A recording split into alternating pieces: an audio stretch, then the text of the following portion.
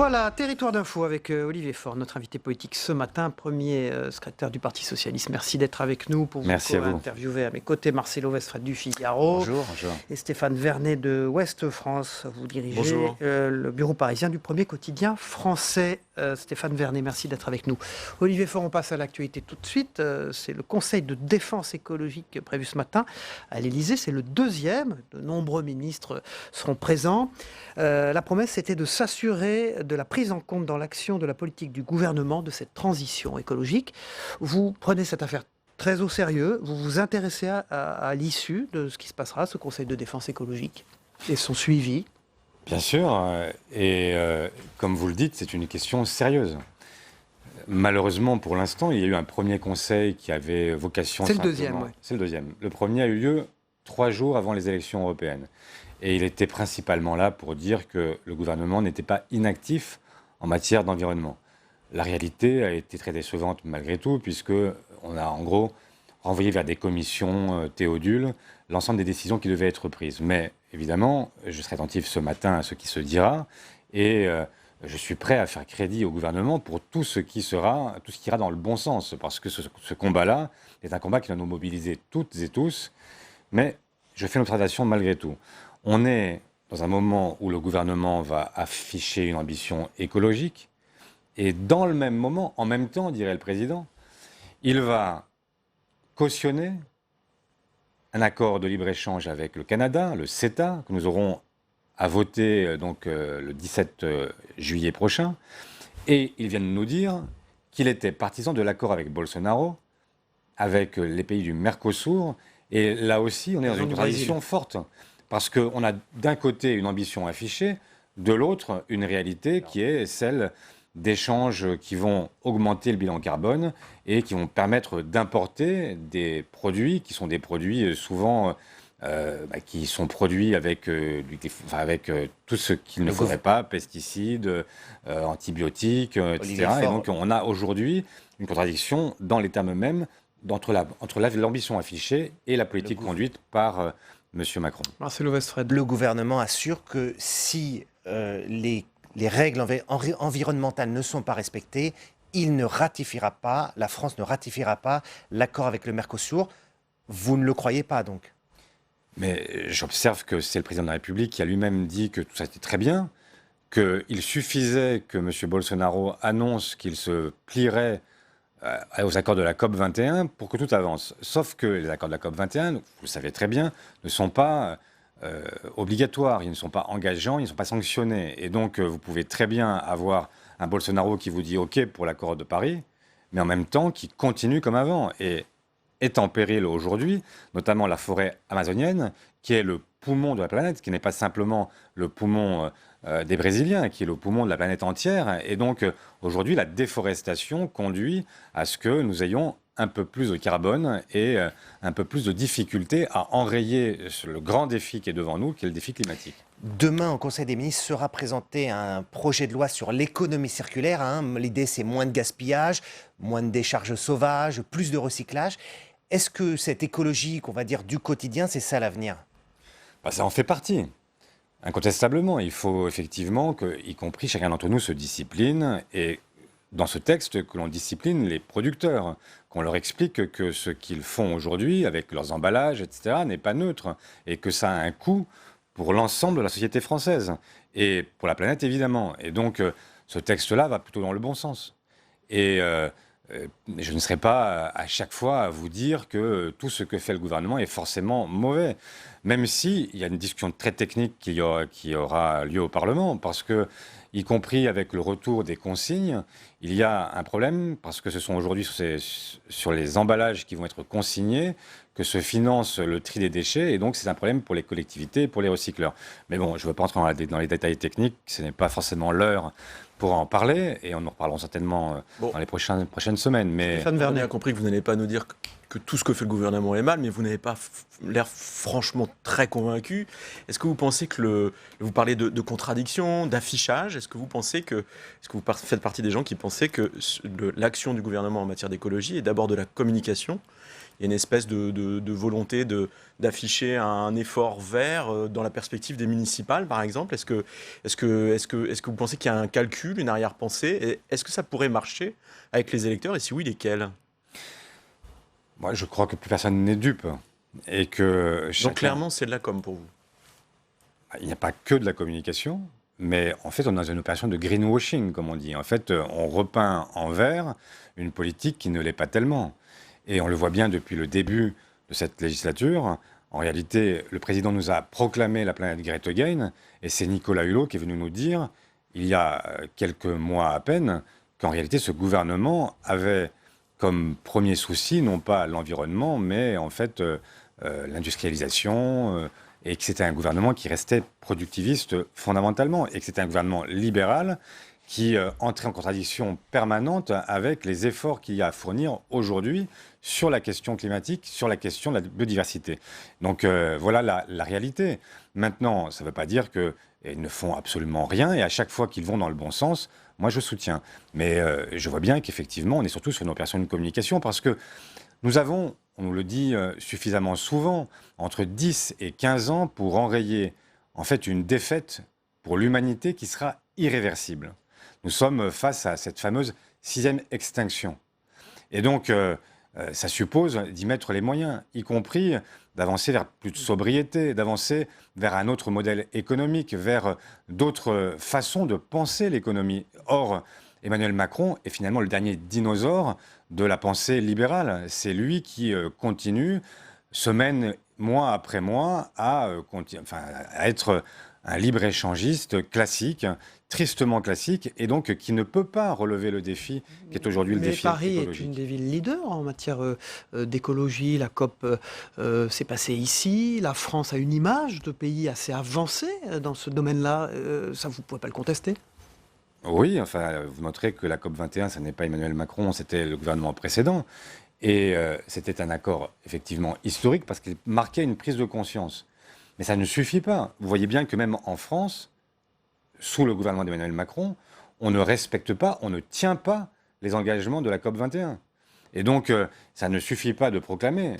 Ça, tout le monde peut le faire. Mais il faut maintenant traduire en acte une parole qui reste purement verbale, si je puis m'exprimer ainsi. Olivier Faure, vous avez dit à l'instant que vous ne vouliez pas être dans une sorte d'opposition systématique. Alors, un exemple très concret. Aujourd'hui, vous êtes député, on va voter la proposition de loi de la députée LREM Laetitia Avia contre les propos haineux sur Internet. Concrètement, ça va durcir les règles et Twitter, Facebook auront 24 heures pour retirer tout ce qui sera les propos haineux, injurieux, homophobes, etc. Vous la voterez, cette proposition de loi ? C'est une bonne question parce qu'au moment où nous parlons, je ne sais pas encore ce que je ferai. Pourquoi ? Je partage l'intention de Laetitia Avia. Elle a raison. Aujourd'hui, Twitter et Facebook deviennent parfois des poubelles à injures et donc c'est insupportable et on ne peut pas laisser se propager sur la toile ce qu'on ne laisse pas se propager dans la vie réelle. Et donc, c'est un sujet. Après, dans les mécanismes qui conduisent donc, à faire le nettoyage complet de la toile, c'est vrai qu'il y a des difficultés. Notamment ce que vous venez d'évoquer, cette obligation pour Facebook, Twitter, etc., de nettoyer en 24 heures. Moi, ce que je crains, compte tenu de ce que sont les sanctions qui leur sont éventuellement très imposées, très lourdes sanctions, eh bien, c'est que le nettoyage soit fait de manière un peu rapide et qu'on en vienne à brider la liberté d'expression. Mais, et je réfléchis en vous parlant, et il y a une réunion de groupe tout à l'heure au cours de laquelle nous réfléchirons une dernière fois entre nous. Je suis quand même plutôt partisan de voter parce que je voudrais laisser ce signal-là. Mais je souhaite que ce soit une expérimentation et qu'on puisse y revenir si d'aventure on s'apercevait que ça a des conséquences qui sont des conséquences sur la liberté que représente encore le réseau social Twitter ou Facebook. Olivier Faure, premier secrétaire du Parti socialiste, est notre invité politique ce matin en direct. L'arrêt des traitements de Vincent Lambert, pas de recours des parents cette fois-ci. Il va donc mourir assez vite selon les médecins. Quelles leçons on peut en tirer sur la révision des lois bioéthiques qui arrivent, Olivier Faure ? D'abord, c'est un dénouement que je n'ose qualifier d'heureux parce que c'est d'abord, effectivement, c'est la mort d'un homme, mais en réalité, pour ses proches, pour sa propre vie, il est mort depuis longtemps. Et il y avait une forme d'acharnement dans le maintien en survie de Vincent Lambert. Et donc tout ça me ramène à ce sujet qui est extrêmement délicat, douloureux, qui est celui de la fin de vie elle-même. Et moi, je suis partisan depuis longtemps d'accorder à chacun le droit de dire comment il souhaite en finir. Et c'est pour la raison pour laquelle, si le gouvernement était prêt à avancer, et je sais qu'il y a dans l'ensemble des groupes parlementaires des hommes et des femmes qui sont prêts à avancer sur ce sujet, je souhaite que l'on puisse aller vers, non pas un texte sur la mort digne, parce qu'il n'y a pas de mort indigne ou digne, chacun est libre de ses choix, de ses opinions religieuses, philosophiques ou laïques, mais je souhaite effectivement que ce soit le libre choix jusqu'au dernier jour. Et donc qu'on ait cette possibilité, chacun, de faire en fonction de sa conscience. Stéphane Vernet. Une question qui n'a rien à voir, mais qui concerne les mois à venir. Les municipales, vous avez redit hier qu'il n'était pas question d'alliance entre socialistes et La République En Marche dans les municipales. Où est-ce que vous en êtes en la matière, notamment sur des gens de chez vous qui obtiennent l'investiture ou le soutien de La République En Marche et qui sont mis en porte-à-faux? Je pense par exemple au cas d'Olivier Klein, le maire de Clichy-sous-Bois le mois dernier.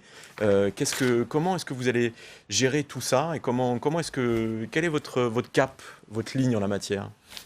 Bon, le cap, il est simple. Moi, je souhaite que tous les partis soutiennent tous les maires socialistes de France, parce que ce sont les meilleurs.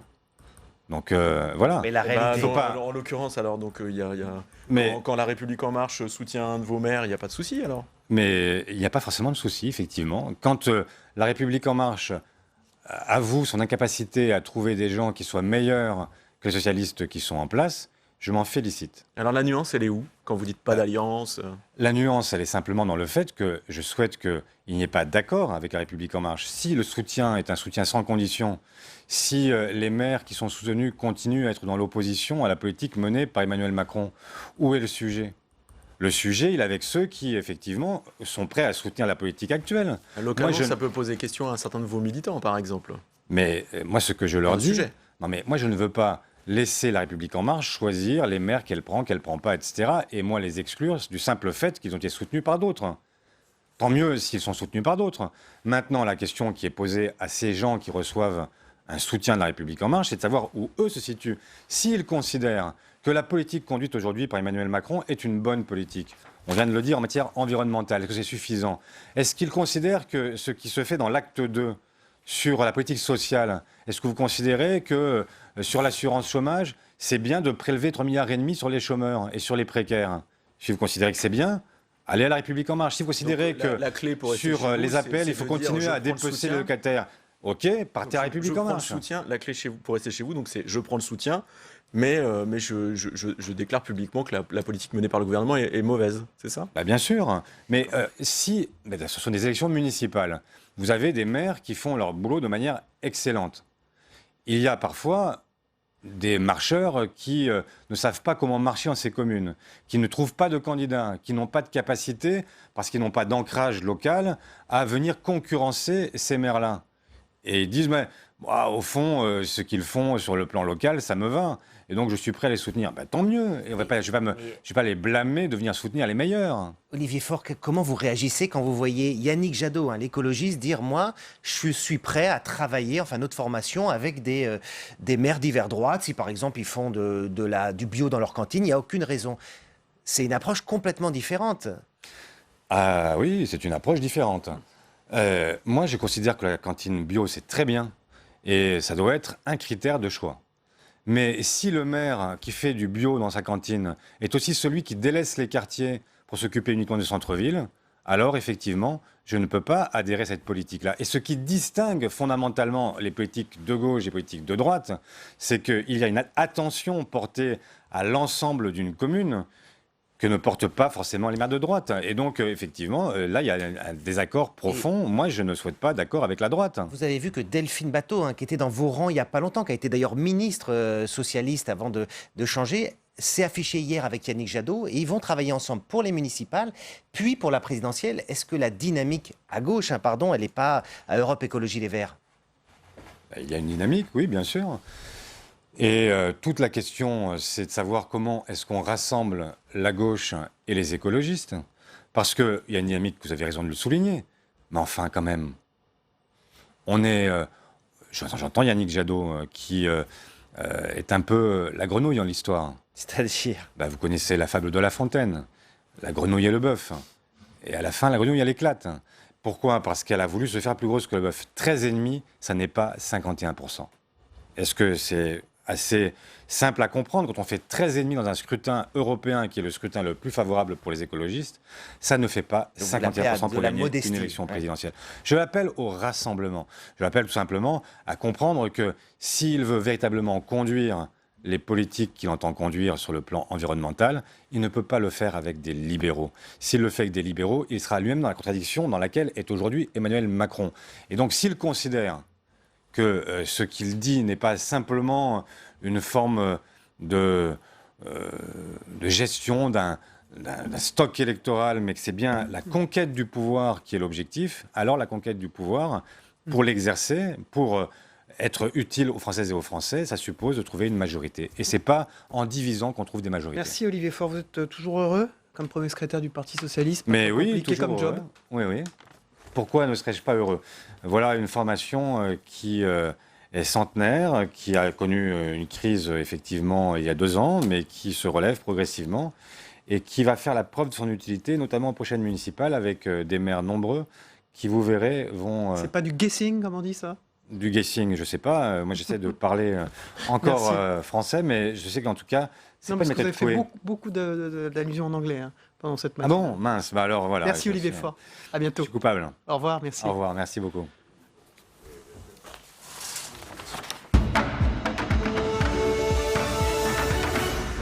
Merci Olivier Faure. Au revoir. Bonne journée à vous.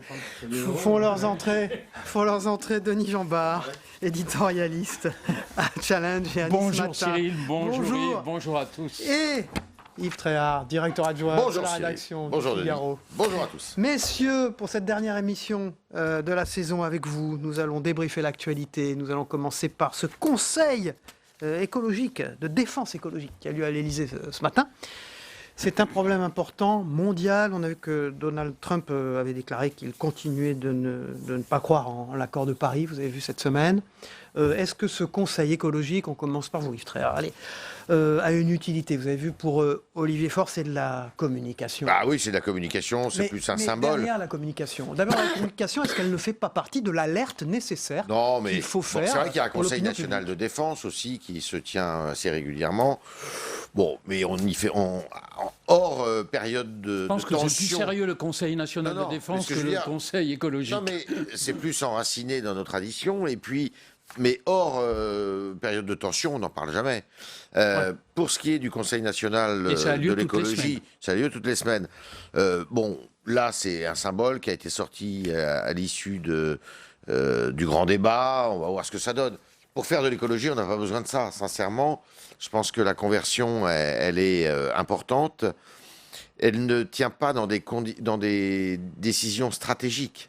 Je ne crois pas du tout. Je pense qu'elle tient dans une espèce de pédagogie faite vis-à-vis de la population, des Français, et puis à quelques réglages qui méritent beaucoup de réflexion pour que justement l'écologie passe dans les mœurs, qu'elle soit davantage je dirais un réflexe qu'une posture politique. Et on va voter, enfin le Parlement va voter prochainement ce projet de loi sur l'économie circulaire, qui consiste à recycler, une loi anti-gaspi par exemple. Et bien ça commence par là. Moi je suis curieux de voir comment dans l'application cette loi va entrer en œuvre, en application, puisque c'est beaucoup de pétitions de principe et peu de moyens de mise en application. Oui, je partage l'avis d'Yves, mais je voudrais préciser quelque chose. Dans la pédagogie sur cette question, c'est qu'on oublie toujours que la question écologique, elle n'a pas de frontières. C'est une question internationale, c'est une question planétaire.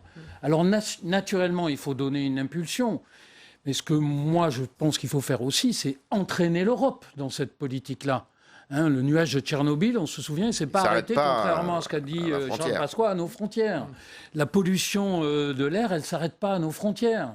Quand les Allemands basculent du nucléaire dans le thermique à base de charbon, eh bien naturellement, on sait bien que ce qui va se dégager de ces usines, ça va venir chez nous. Quand la première économie du monde... Je pense que dans cette pédagogie, on a l'impression, si vous voulez, que c'est un débat complètement national, alors que c'est un débat international.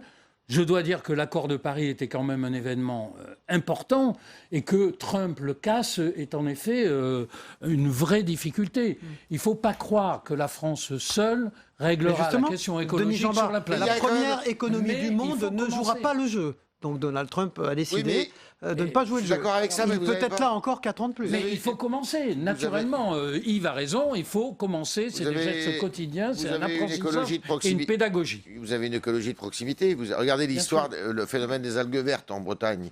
Ça ne vient pas des États-Unis. Semble-t-il, un mort aujourd'hui. Ça ne vient pas d'ailleurs. Si vous regardez les plages à Marseille, qui sont régulièrement fermées parce que l'eau est sale et tout ça, il y a quand même une écologie. Sargasses aux Antilles aussi. Il y a quand même une écologie de proximité qu'il faut savoir traiter.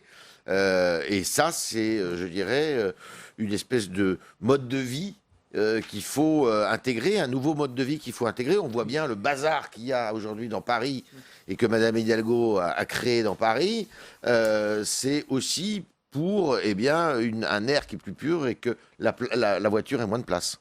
Messieurs, on va parler du cas de Vincent Lambert. Vous savez, l'arrêt des traitements a démarré.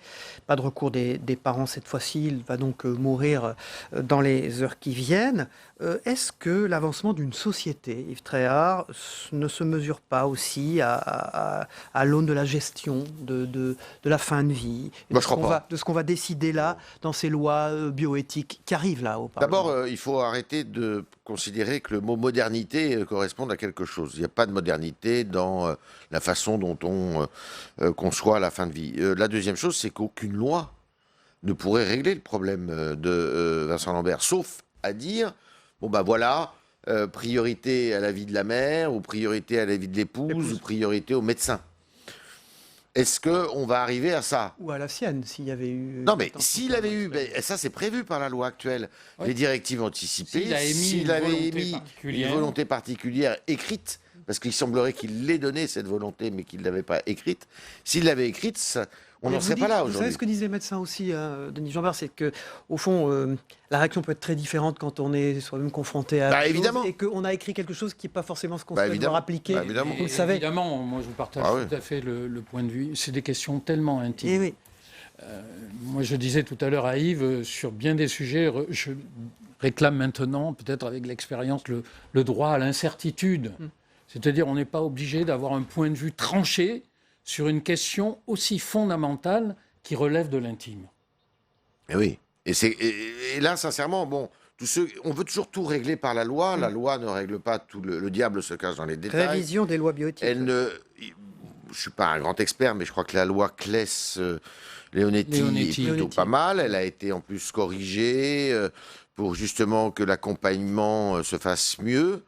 Mais sincèrement, là, on est vraiment dans une bagarre de famille qui n'aurait jamais dû d'ailleurs dépasser le stade le cercle familial, parce que c'est vraiment c'est horrible, enfin ce linge sale qui lave en famille avec un homme qui est l'otage, pardon de ce mot qui est horrible et qui renvoie à d'autres réalités, mais qui est quand même pris en otage dans une guerre familiale qui est terrible et dont la France a été le spectateur, la spectatrice. J'espère que ça ne va pas se reproduire, surtout. Je pense que dans la période actuelle, alors que cet homme vit sa fin de vie, le recueillement et le silence me paraît la meilleure chose. Ouais. Messieurs, nous terminons sur ces paroles. Voilà. Cette belle saison, ces années passées avec vous. Autant. Merci. Absolument. Merci Cyril. Et surtout, nous allons nous retrouver. Merci beaucoup, messieurs. On poursuit avec le Zapatin de Christophe Combarius, qui s'est également passé sur les autres matinales d'Info ce matin chez nos confrères. Et on se retrouve après. À tout de suite.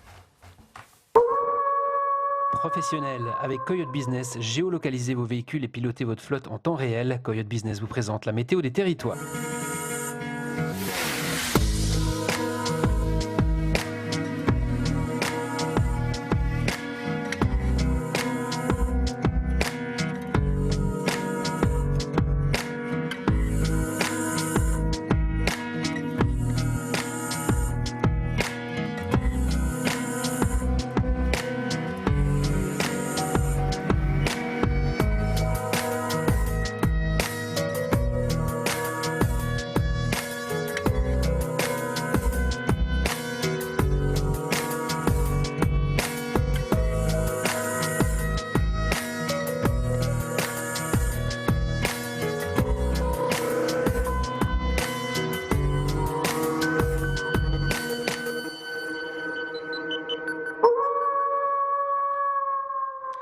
Coyote Business vous a présenté la météo des territoires.